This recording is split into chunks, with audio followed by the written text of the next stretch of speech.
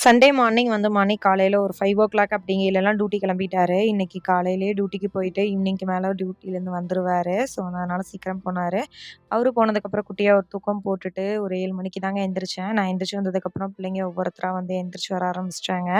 அத்தையும் எண்ணெய் ஆட்டுறதுக்காக தேங்காவெல்லாம் உடைச்சு போட்டு பருப்பெல்லாம் வெயில்ல நல்லா காய வச்சுட்ருக்காங்க. இன்னும் சித்திரை மாசமே தொடங்கல. பங்குனியே இப்பதான் தொடங்கியிருக்கு. அதுக்கே வெயிலு இந்த போடு போட்டுட்ருக்கு.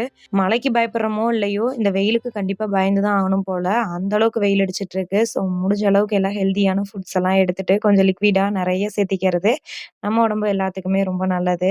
ஆஃப்டர்நூனுக்கு மேல ராஜவதியும் வந்திருந்தாங்க. தாரணிய வந்து அவங்க வீட்டுக்கு கூட்டிட்டு போறதுக்காக. பாப்பாவுக்கு வந்து இங்க போர் அடிக்குது அப்படின்றனால கயல் கண்மணியும் அங்க கூப்பிட்டாங்கன்னு சொல்லி போறா. அங்கருந்து மண்டேக்கு மேல வந்து டீச்சர் அக்கா வீட்டுக்கும் போயிருவா. அங்க மோனியக்கு ஆக்சுவலா வந்து எக்ஸாம் முடிஞ்சு லீவ்ல தான் இருக்கா. நெறைய பேர் வந்து ஏன் மோனி வரலையான்னு சொல்லி கேட்டிருந்தீங்க. எல்லா பிள்ளைங்களுக்கும் எக்ஸாம் முடிஞ்சதுக்கப்புறம் கண்டிப்பா எல்லாருமே ஒரு நாளைக்கு நம்ம வீட்டுக்கு வருவாங்க.